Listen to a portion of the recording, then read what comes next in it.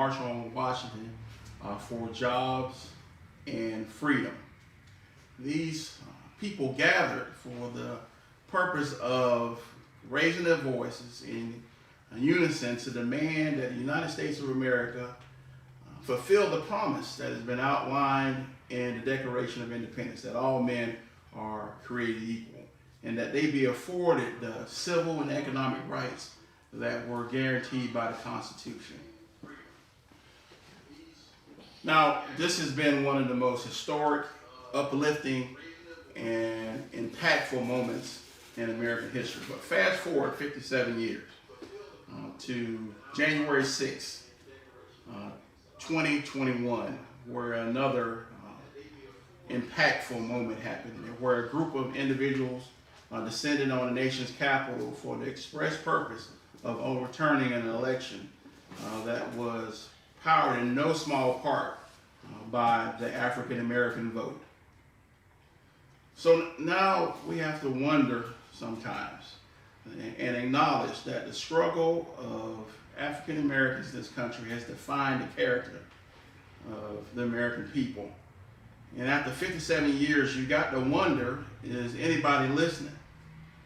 So to explore that question, we have gathered the Martin Luther King Commission of Florida has gathered a fantastic powerhouse panel here to help us discuss this question. And I'm going to take a few moments to introduce these folks, these great thinkers. First, I would like to introduce Mr. Chuck Hobbs of Tallahassee, Florida. He's an award-winning writer, activist in his own right, and attorney. Thank you, Chuck, for coming. Miss Ariel Lane. She is a local social justice activist and the founder of the March for Freedom here in Gainesville, Florida. And she is, we are so very glad to have her here to participate in this moment. And we have Miss Stephanie Mickle. She is the Chief Executive Officer of Mickle Public Affairs Agency.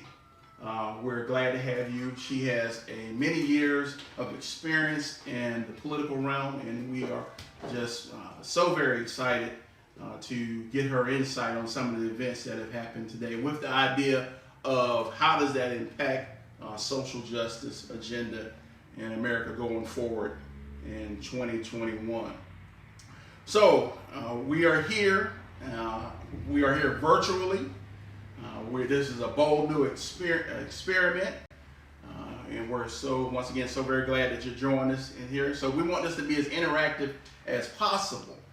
So we are going live on Facebook and YouTube. You have the capability of reaching out to us, asking questions, and we will put those questions to this powerhouse panel. So we encourage you to please join us so that we can get some of your insights and ideas on what do we do about social justice going forward in the new millennium. So let me kind of jump right out into this and kind of go around the table here.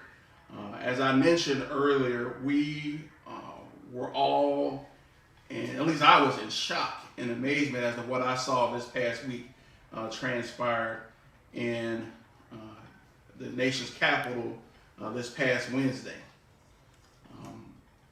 And I'm wondering how everyone here, what was your impressions when you first became aware of this, there's no other word for it, insurrection that took place in our nation's capital? Let's start with Ariel. Ariel, what are your thoughts on it, man? That is probably one of the most loaded questions I've ever heard, only because just coming off of my own march locally in Gainesville, where 3,000 people attended during a pandemic safely, to go back and recall all of the hoops and red tape and all the hoop jumping we had to do just to make that happen, and peacefully know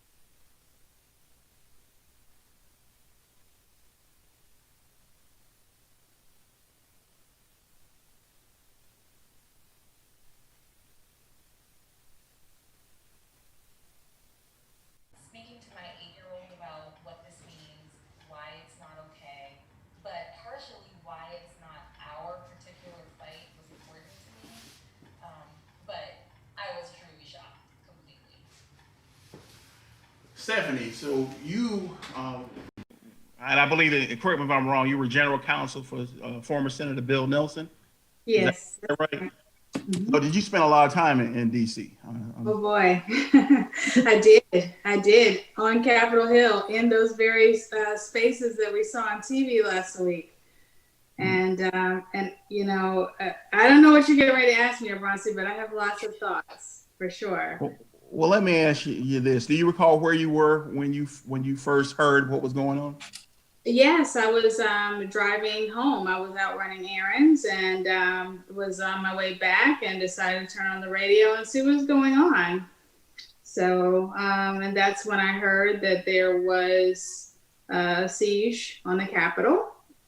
And so I got home as fast as I could, turn on, my computer, check my Twitter feed, all of my started to see what was going on in the back channels. And it just was very sad. Emotionally, I was very sad because those are hallowed halls. There is a code of respect and conduct that goes back hundreds of years. And this is not about politics, what I'm getting ready to say. It really, the reverence and the respect that is there, the protocols, the protection of memorabilia was all being put at risk by insurrectionists and by people who were committing treason. And it was something, for me, I love history. And we see this happen in other countries, but there was definitely a moment of, how dare you come in here with this level of disrespect? Now, as somebody who's worked in those buildings for many years, I will tell you that my next thought was, how is this even possible? Because there's sharpshooters on the roofs, and how is this even possible? Because I know the amount of metal detectors, security wands, Capitol Police everywhere. And that really was concerning and is troubling because it, definitely suggested that this had been planned and that there was no way they could have pulled this off. The motley crew that we saw climbing up the walls and breaking in windows does not have the capacity to pull this off by themselves. No. And so that was my second reaction. And then my third reaction was to reach out to people that I know that work on the Hill and find out if they were safe, because they were being, having to evacuate, having to shelter in place, potentially being exposed to COVID by people who were not wearing masks. And, obviously, definitely concerned for their safety and well-being in this moment. Well, let me ask you, were you able to contact anyone? Yes. Yes, I did. I contacted a member's chief of staff, and this person told me that they decided to work from home that day because they didn't have a good feeling. Yeah. And so that was, I was relieved to hear that. And then I heard from other people that their loved ones were checking in that they were okay. They weren't necessarily disclosing where they were in the Capitol complex, but that they were okay. You did mention something interesting, the motley crew that you saw depicted in the videos by broadcasting cable news. Mm-hmm. And you believe that these individuals couldn't really mount that type of effort. No. Where do you attribute the organization or the structure that was obviously needed to accomplish what they did? Why can I say that so definitively? Yes. Why I'm confident in my assertion? Well, I think that because one, the Capitol Police, these officers are not your typical officers. They are military trained, most of them, or they've served in large law enforcement agencies. To come to work in the Capitol is considered an honor, a high honor in your law enforcement career. And so we're not talking about people who are novices. They practice regularly for situations. There are protests that happen in the Capitol complex almost weekly, either over at the Supreme Court or outside of one of the buildings if there's major legislation that's being debated. So they go through a number of drills, a number of preparations. The Capitol itself has loads of tunnels and hideaways and things like that. You really have to know where you're going for most things. You don't just roll up to the Senate gallery or roll up to the House gallery. It doesn't work that way. It's a pretty complicated maze to get to it. So that lets me know that there was some thought and effort put into it. The next thing that I guess occurred to me is the fact that there are layers of law enforcement. So while the Capitol Police reports directly to Congress, Secret Service reports to, the executive branch, to Homeland Security. And so that also let me know, wait a minute, most of these members of Congress, Nancy Pelosi, certainly the vice president, most of the leadership have Secret Service details. Mm-hmm. And, their Secret Service details, again, they don't play the radio either. So, these are really, really experienced law enforcement people. And so in order for this to have happened, there had to be several fails, information not being communicated properly. And I think that there was a gentleman, Eugene Goodman, as a Capitol Police officer, getting a lot of praise on the Senate side for redirecting an angry mob, right, a black guy. He clearly didn't get the memo that he was supposed to stand down. Right now, he didn't pull out his gun and shoot anybody, although he absolutely could have, and under the protocols was in his right to do. But I think that also goes back to what I was saying about the level of respect that people have for that space. That's a really, really, I think that's a really, really important factor. So I don't know if I completely answered your question about all the reasons that I think this, but there were some disconnects in some places. I think some intentional ones. And then I think there was also a direct decision to tell the National Guard to stand down, to not deploy the National Guard, to not bring in other law enforcement agencies. The governor of Maryland has stated that he was ready to send the Maryland National Guard in and could not get approval from the Defense Department. That typically would never happen. There are, I think, at least 12 law enforcement agencies in the District of Columbia, federal ones. And so this was not an issue of resources. This is an issue of communication. Let me kind of segue off of that, or not really, and ask this question of Chuck. I'm hearing Stephanie saying something that some people might describe as being a bit subversive, and that it seems to be implying that this is deeper than it appears on its face. Obviously, the law enforcement, the African-American law enforcement that redirected the individuals from the Senate floor, the law enforcement officer who unfortunately lost his lives, that poor guy that seems to be repeatedly getting crushed over and over and just trying to stay in between them. But you also have individuals who were seen taking selfies,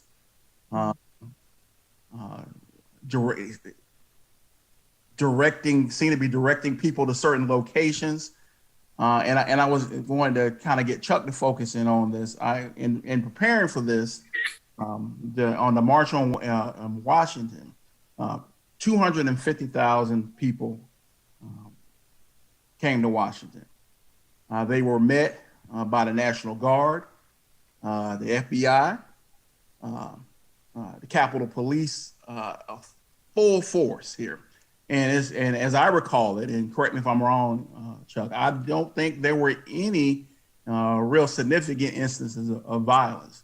But the law enforcement agencies were absolutely prepared for this. And I think Stephanie was giving a lot of credit to the law enforcement officers, deservingly so. But some people think maybe there was more to these failures than were readily apparent. Do you have any opinion on that? Yes, sure. Good evening, brothers and sisters. I'm very honored to be here. And I know due to COVID, ordinarily in the past, we've been able to have this symposium in the flesh at the University of Florida College of Law, but I know virtually we will do our parts this evening. Abronsa, you asked an excellent question. And, as I was listening to Ariel and definitely listening to Stephanie a few minutes ago, one of the things that, and I'm not trying to be pithy when I say this, but part of the difference is we know how to act. That's number one. And then number two, we are not a bunch of terrorists. One of the false narratives that came out of last year during the what I call social justice summer, after we dealt with a spate of deaths in 2020, from Breonna Taylor to Ahmaud Arbery to George Floyd, then to Rashard Brooks and Tony McDade. It seemed like every 3 days we were having another hashtag that was trending. And one of the things that I have always found interesting is once the protests started, and they started in earnest after we all watched the despicable tape of George Floyd being killed literally right before our eyes, the majority of the individuals who look like we do were protesting in a peaceful manner. Oftentimes, what happened is you started seeing the current president of the United States, Donald Trump, painting with a broad brush. So because the issue was Black Lives Matter, by extension, that means they, the Blacks, as he has infamously quipped through the years, are the ones that are out here fomenting violence in all of these Democrat-run cities. We can almost say the things that he had said via Twitter or in press conferences as mantra ourselves. But the truth of the matter is that while many brothers and sisters did take to the streets to protest and protest peacefully, as did many of our white brothers and sisters, Latinos, and other races as well, the majority of the individuals that were doing the violence last year when violence was breaking out, being in Minneapolis, Portland, or wherever, or even Washington, D.C., they weren't us. And, it's one of those things where I would sit back some nights and watch 2-3 hours worth of the news coverage on CNN. And it was really a trip because for the first time in my life, I'm like, these are white kids out here getting bucked, throwing rocks at the police, setting off whatever it is they needed to set off to make their frustrations be heard. In years past, when I was a student up at Morehouse, when the riot happened about Rodney King's, the officers being acquitted for Rodney King, those were Black students out there for the most part, tearing things up. I was right there in the middle of it. I guess the statute of limitations has run up in Atlanta, where I can confess that I was up there acting a whole jerk for 2 days as we let our voices be heard. So, and that's what I found to be so interesting is last year when this was going on, so many people who think they know me, but they don't really know me, of other colors, like, Chuck, you went to Morehouse and I've always seen you as a Martin Luther King type. And I'm like, well, what does that mean? That lets me know that you don't really know much about him outside of the sound bites that we hear this time of year. And with that in mind, no, I'm not going to condemn people who are out and marching and protesting and pushing back against the police, because that is their right. Now, juxtapose what we saw last year, as well as any other protest or uprising in the last 20 years, to what we saw last week. I think there was a great picture that's turned into a meme that showed what Stephanie was talking about earlier, the show of force that was at the Capitol during the period of time that Black Lives Matter protesters and other protesters were out trying to let their voices be heard about all of the killings of our people last year. There were so many well-armed, riot-geared up police officers to the point where there really wasn't anything going to jump off, even if folks wanted something to jump off, all right? It would have been suicide, essentially, to try to run up in the Capitol complex or the White House or anything like that. And even probably the most infamous incident last year is this soon-to-be former President Donald Trump carrying the Bible upside down when he had forces disperse individuals who were peacefully assembling and what have you with tear gas, and they were pushing folks and what have you, just so he could go have a photo op. Now, on the opposite, last week, I was in shock. I was sitting there working and I could hear it because like a lot of us, I keep the news on almost constant loop. And I'm like, wait a minute. So we can just suffice it to say no work got done the rest of the day because I sat there with my mouth almost wide open. Now, I'm not going to act like I was surprised. I was not. As you know, one who, like you say, Abronsi at the top, I'm a history buff, just like all of us are. Anytime there has been significant progress for Black people, and I'm talking specifically Black people, because a lot of times other races have pretty much piggybacked off of our successes and our struggles, and we can talk about that a whole other time. But anytime you see some incremental Black progress, there's always white backlash. It is as predictable as a rooster crowing at dawn.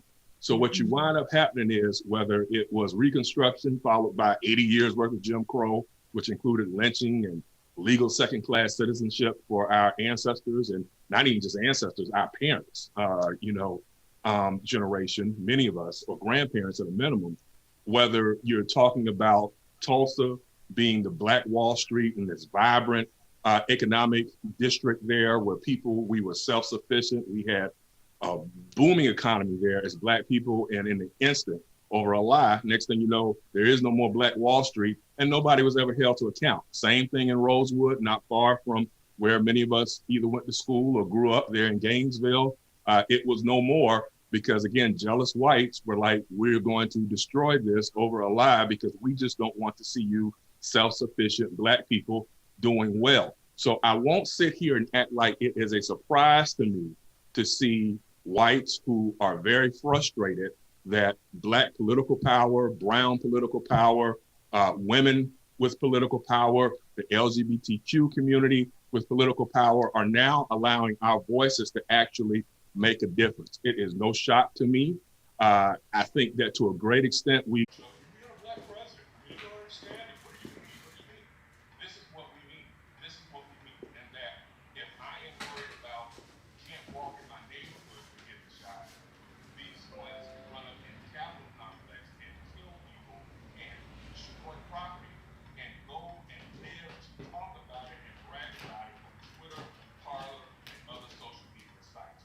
It's problematic for me, and I again will continue to raise my voice and my platform to continue to push back because, again, as I often say, nothing has changed but the days. Well, Chuck, it does seem that you were quite passionate about that, but it sounds like you do find some hope that's there. When you mentioned the memes, one of my favorite memes is the Django Unchained meme with Samuel Jackson, and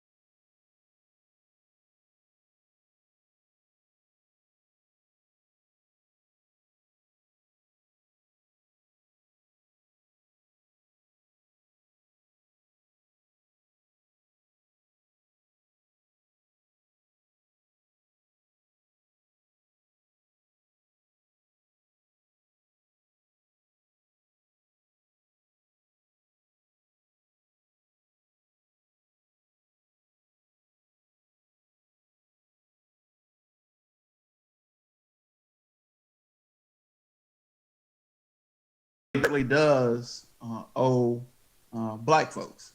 And Stephanie, from your experience, does Joe Biden have a social justice agenda? Well, he does, yes, and it's you can find it on his website. I think that, well, are you talking about criminal justice or social justice? Social justice. Okay. So and I think criminal justice is part of that. Sure, it is part of it. I think he had. Are you talking about a legislative agenda? I'm parsing my question because I want to make sure we're talking about the same thing. So yeah, he does. I mean, I think he's definitely pushing more family-friendly legislation. That includes equal pay for women. That includes family-friendly policies at work. Those are social justice issues. I know you're wondering, like, Stephanie, what does that have to do with Black folks? Lots. Because 80% of Black households are single family households run by women. and Black women. And so, anything that you can do to improve those policies helps Black families. So that's part of it. Another thing that he's doing, and I know there's a lot of discussion about legalization of marijuana. I think that's going to be hugely important because of the sentencing disparities. And I'm not going to wade too far into that because Chuck knows this stuff far better than me. So I'll let him take it away on that point. But I know that's a big issue for a lot of people. Kamala Harris has some, what's the word I want to use? Some people who have questions about both her record and Joe Biden's record around crime and prosecution of African Americans. And so I think they know they need to prioritize the Black agenda coming right out of the gate. Yes, we have COVID and the economy as well, but they know they need to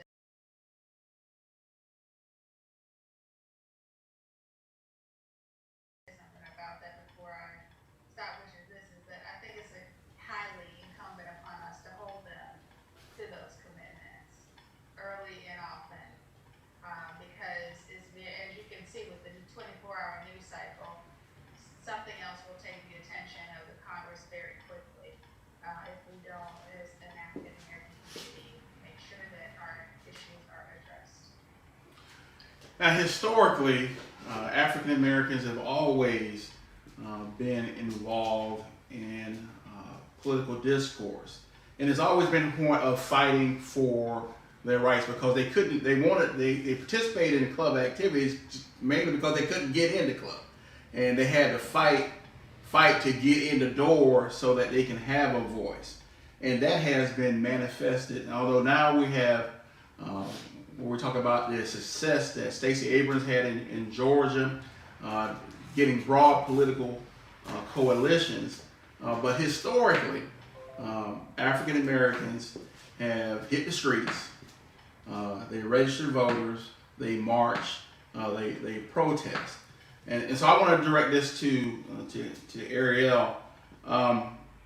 So your experience with organizing on the local level, can you share with the group, with our audience out there, what motivated you, and talk about some of the experiences you had and trials and tribulations you had in organizing on the local level?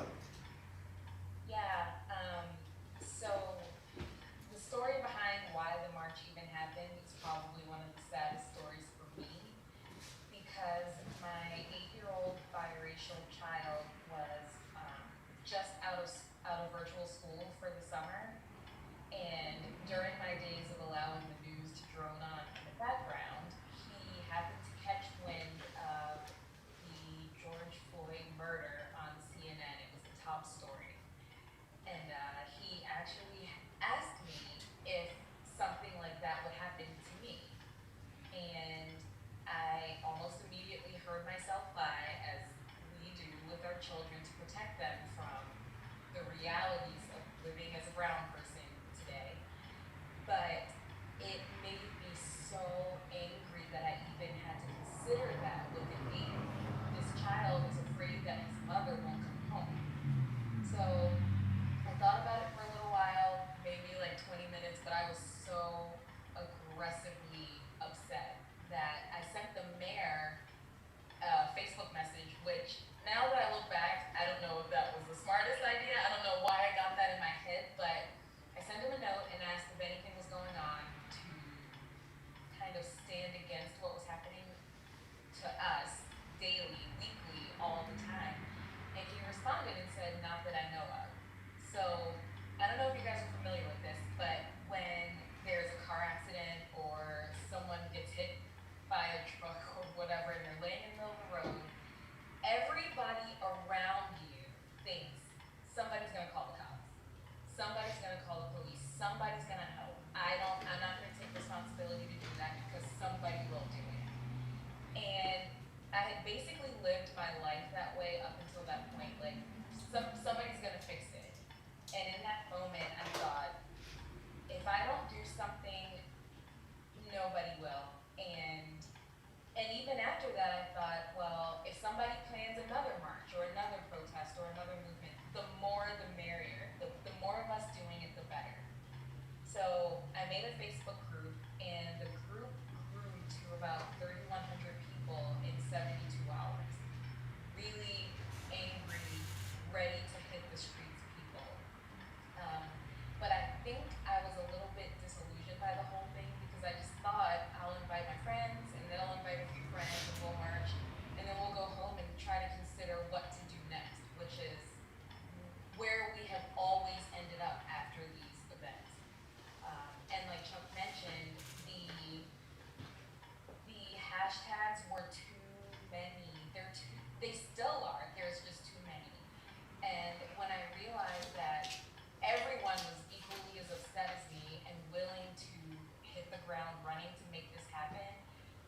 I knew there was no turning back.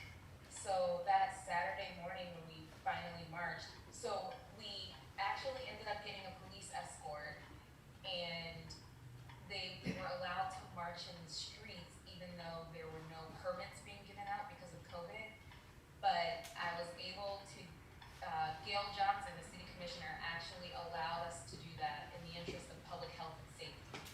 So when people caught wind of that, everybody turned out.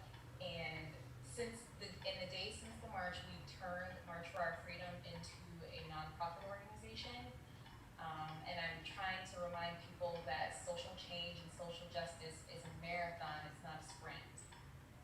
And I'm not actually sure I understand, or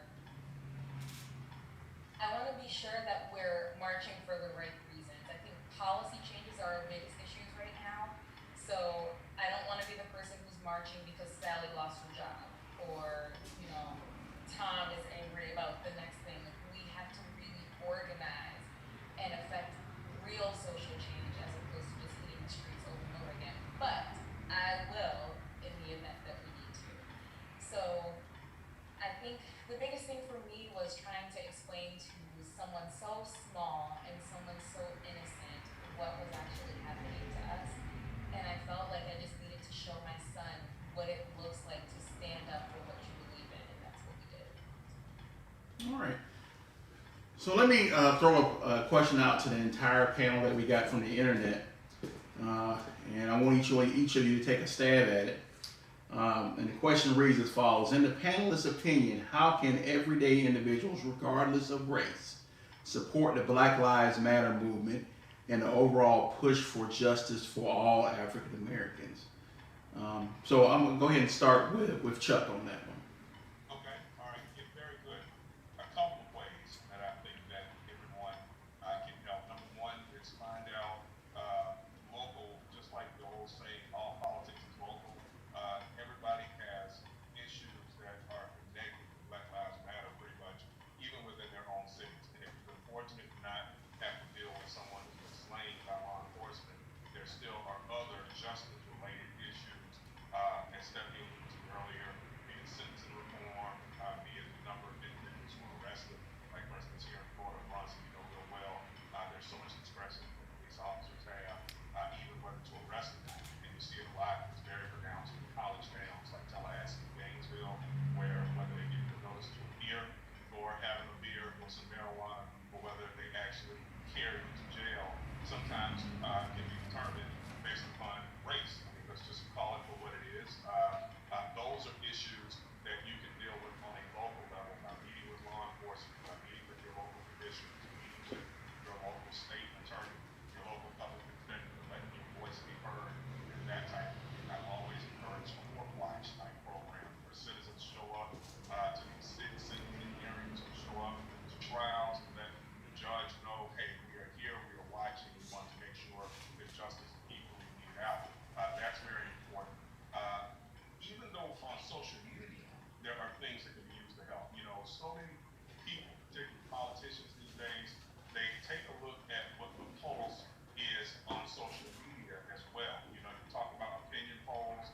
Yes, they deal with polling data from people who still call landmines, asking who support Biden, who support Trump, but they're also taking more stock into what the pulse is out here on social media. So writing a Facebook rant, like some people call it, I kind of specialize in some of that.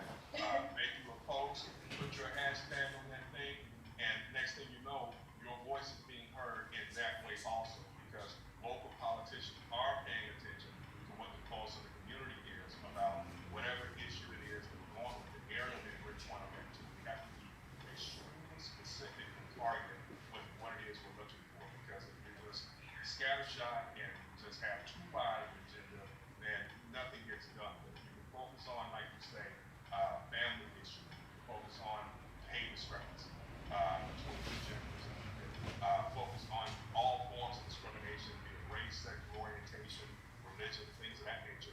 Pick you out whatever your specific main passion is and run with it. I mean, when Ariel says that she started a group, and within 72 hours you had 3,100 people, that's what I'm talking about. And that's some of the power that we have just as regular, everyday citizens to be able to Stephanie.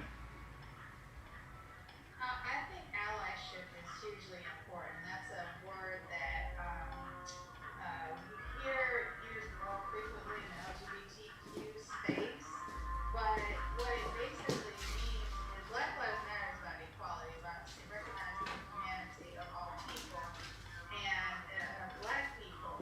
And I think allyship is a really wonderful way that you can do that. What do I mean by that? Speak up when you see something. Acknowledge when something is different. I will tell you that I have friends from all walks of life, and after last week happened, I started thinking I have never seen comment on Black Lives Matter saying, wow, the police really do treat Black people and white people differently. Like you couldn't tell them before that actually was happening, but now they are convinced. Yeah. And now they feel the need to speak up for, speak up. So hey, better late than never, right? Right. Stephanie, can I add to that too? I think of some of the videos, everybody, have y'all seen some of these videos of the no-fly list individuals and they caught by the police? I think one or two even made comments like, I'm getting treated like a black person. I'm like, that don't feel too good, does it? To get snatched up. Absolutely. Hey, the Lord works in mysterious ways. Yeah, So there's some good that comes out of this madness. yeah. And Ariel, anything you want to add to that as far as what the ordinary? I know your story is a testament to that in and of itself. But anything else that you want to add? Any other advice or tips that you can give? Absolutely. I think that comment, Stephanie, is basically the definition of white privilege. Like the fact that you never knew any of this existed before January 6th, 2021 is largely disturbing, and I would suggest a couple books for your friends. You know what they are. Gift them to them and put them on their front step. But they're killing the game and they know it now, so great. But the way I see it is a culmination of Chuck's and Stephanie's answers. It is baby steps every single day. And I know a lot of us, we've lived this for however many years we've all been living. Like we grew up having to have the talks with our parents. We grew up having to be concerned about wearing a hoodie or walking in a certain neighborhood, just existing on a daily basis. So this isn't news to us. But I think what we have avoided for a very long time is a sense of allyship. And I am a proponent of walking into the police department and saying, show me your training card. Show me what you do. Show me how you hire the people that you hire. GPD has an open door policy. You want to see it, they will show it to you. And I have been one of those people who's always there. I happen to have the fortunate ability to have sat in on some of the sessions that for their officers, their newly incoming officers, and yearly updated training that they're giving their tenured officers as well. But you'd be surprised to find that a lot of police departments are hiring people who work at grocery stores or people who work in some type of customer service because they feel that customer service is your best bet for dealing with the public on a daily basis. And while that is a piece of it, empathy, sympathy, and respect in a sense of being responsible for your own neighbor is probably the biggest piece that we're missing. So go in and ask them what they're doing, and if they're not willing to be transparent with you, then you know your next steps. You'll know where to go from there. You know, that is an interesting theme that each of you have laid out. And historically, if you think about it, the civil rights movement really got its most powerful push when mainstream America were able to watch on the news or newspapers of dogs being sicked on children, little girls getting blown up in churches. And although there may be some long-standing prejudice that existed in there, it shook them on their core values that I cannot be a part of that. And there may be that same type of thing going on as a result of what America saw going on in that Capitol. But I'm wondering, and I'm gonna direct this to Stephanie, is that going to translate that same awakening that I think it will come, I hope will come from seeing the destruction in our nation's capital, in which Stephanie described as being held with such reverence? Will that actually translate into our political discourse? I know earlier we were talking about the impeachment vote that happened earlier. This is an unprecedented event that we've had. It's my understanding, and once again, correct me if I'm wrong, that Donald Trump has actually been impeached. The House has voted for a second time to impeach him. And with some, and this to some extent was bipartisan. Would you agree with that? That it was, Stephanie, that it was a bipartisan event? It was. There were 10 Republicans in the House that voted to impeach him for a second time. Just want to remind everyone, this time last year, almost a year ago, we were impeaching him for encouraging the Ukraine to dig up dirt on Joe Biden. And anyone who has a comment, want to comment on this, Stephanie or Chuck? I know we talked about what's going to happen as far as the impeachment process. I know we talked about this you hear about it on the news, just on a very rudimentary level. Stephanie, can you kind of go over what the process is? Absolutely. So the impeachment, the decision to impeach a president is a two-part process. The House will develop articles of impeachment based on what they feel the president has done wrong. In this case, it was inciting riots and violence, and so they voted and approved that. Now, in the Senate is the trier of facts. So there's basically like a courtroom. So if you think about it this way, the House is like prosecutor, police officers, and the Senate is the judge and jury. And so what will happen now is that the articles of impeachment will go over to the Senate. The Senate will, depending on the timing of this, and this is very important, this is like a Georgia Senate full circle moment here. But depending on the timing of when they take up the articles of impeachment, if they take up the articles of impeachment after next Wednesday, after the 20th, when the Georgia senators and Joe Biden are sworn in, then the Democrats will be in the majority, and they will have the opportunity to develop the rules of evidence and procedure, which is very important in terms of making sure that this is a fair trial. If you may recall, a lot of legal buffs will recall a lot of discussion around whether or not the last impeachment was done fairly or what evidence was excluded and so forth and so on. So that will happen. And once they're the trier of fact and law, and so once the Senate trial is underway, each of the senators will have an opportunity to hear evidence from the House managers, which are the lawyers for the prosecution. They'll hear evidence from Donald Trump's lawyers, whoever that may be at that point, is still willing to represent him, to be determined.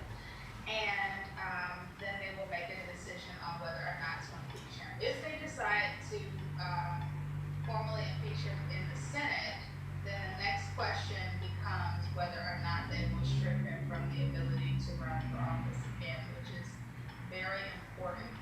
A lot of people are saying, what's the point of an impeachment? The point of an impeachment is several things. The most important, which is we don't ever want another situation where a sitting president attempts to overturn an election, incite violence, and basically encourage a coup of the United States government. So we need to send a strong statement from the Senate and from the House that we cannot have this type of behavior from a president.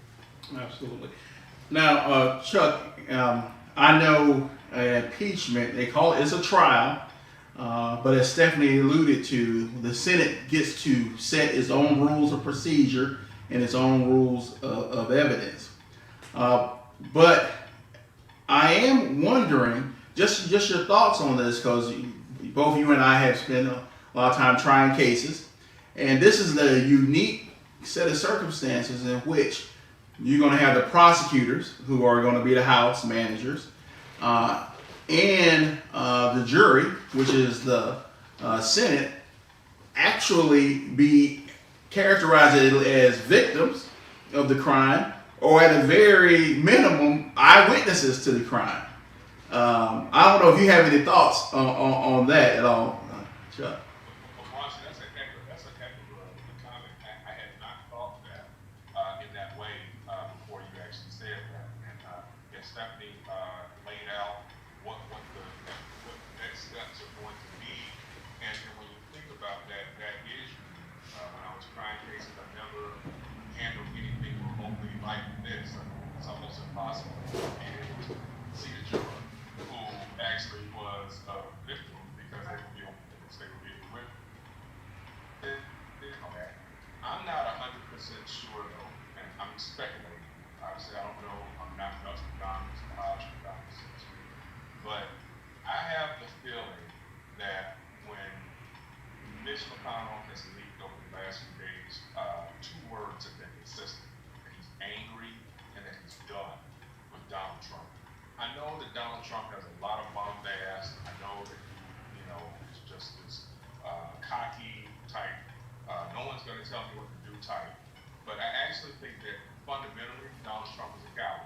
And I believe that over the next 3 to 4 days, if McConnell has the votes to remove him, because this thing can be fast tracked, in that, to flip back on what you just said, Bronson, what makes this particular situation unique is that this isn't a situation where you have to go and do all of this major discovery and who shot John. We all saw in real time what happened last week. Really, all you need is the video of Donald Trump, the video of Mo Brooks, and the video footage of the individuals leaving the rally where Brooks and Trump and Rudy Giuliani were talking all that tough talk, and then they marched all over to the Capitol complex and started murder and mayhem. And so, with that in mind, it's not that difficult. It's just a matter of getting copies of videos from the major networks or whatever surveillance equipment might be in the Capitol complex, roll it, and then they need to decide. So this is something that could happen within the next few days. And so I would be interested to watch whether or not McConnell is going to try to play that card with President Trump and say, look, I've got to get rid of him. And some people will say, well, Chuck, why? McConnell and the Republicans have carried his water. They have supported him for 40 years. They have cowered to him. The major difference is that since Monday, Fortune 500 companies have abandoned ship off of the Republican Party. And I don't know anything else. I know that they are beholden to money at the end of the day. And they will turn their backs. And the Senate in particular, because the Senate's a little bit different than the House. They just might turn their backs if they believe that supporting this guy through next Tuesday or Wednesday could potentially set them back that much farther heading into 2022 and again in 2024. So it's going to be interesting to see if, much like Goldwater back in 1973, 74, it was actually 74, Barry Goldwater, senator from Arizona, was the one that actually sat down with Richard Nixon, fellow Republican. It was like, look, we're going to get rid of it. So you resign or we're going to go forward because the votes are there. It will be interesting to see if in the next few days we don't see Donald Trump pardon himself, pardon his family members, and then sign that resignation and head on down to Mar-a-Lago. Yeah. Well, folks, we're closing in on the hour mark, and what I would like to do is give everyone an opportunity to kind of give some last bits of advice, and if you could just do it in two parts. If you could share with the group and the people out there what personally encourages you and keeps you active in the social justice movement? And then, two, what do you think would be the most important thing for us as a group to focus on, as far in terms of social justice? And Chuck, we're gonna let ladies go first, and in this, and we're gonna start with Stephanie and Ariel, and then you, Chuck.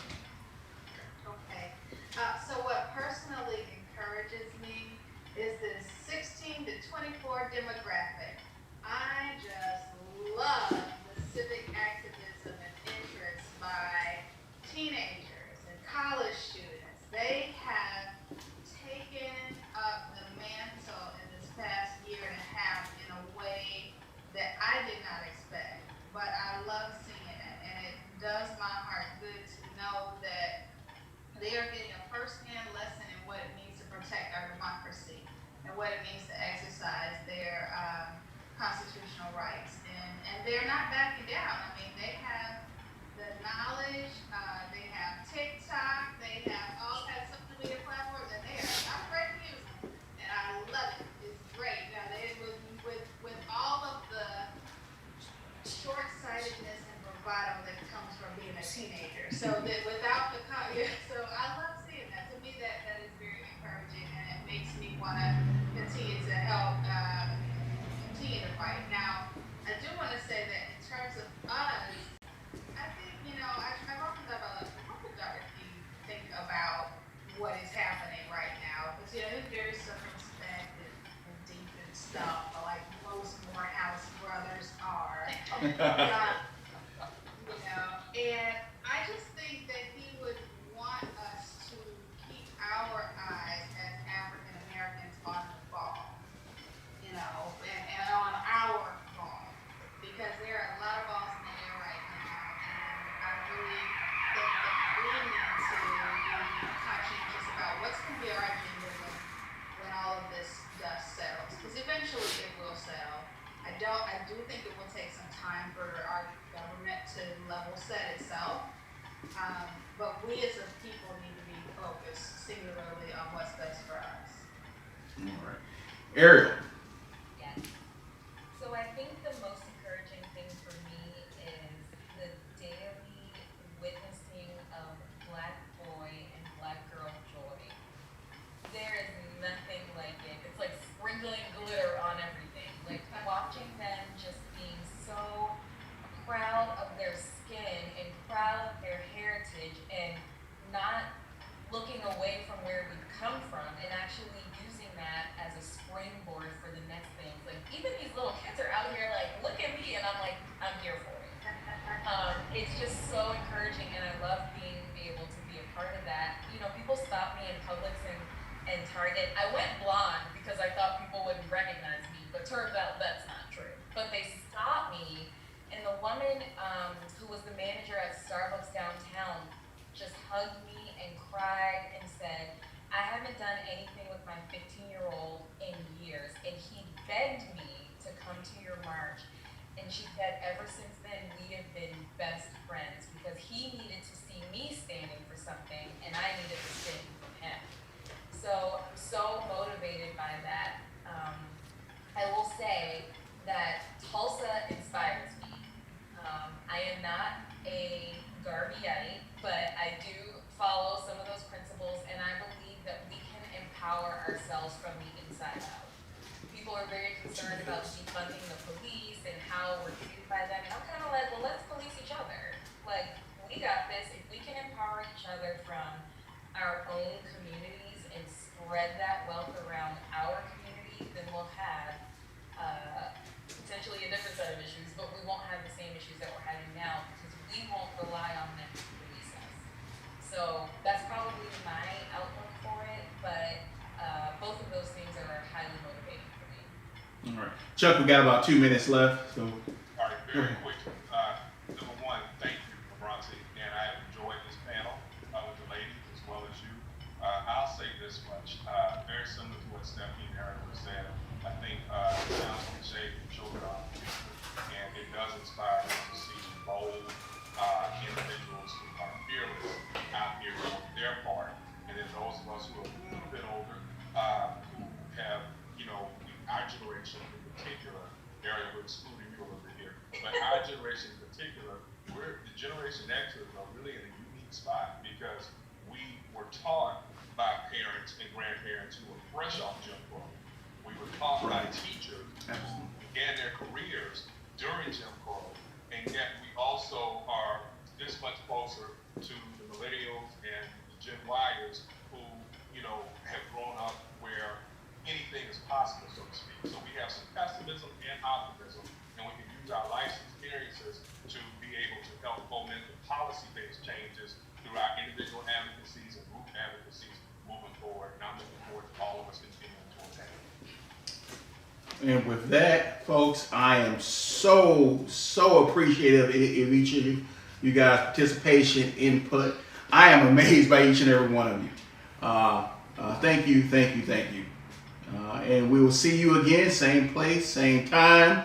Maybe a different venue, maybe not. Hopefully we pray it will be, that we can all kind of greet and hug each other next year. But thank y'all for your participation.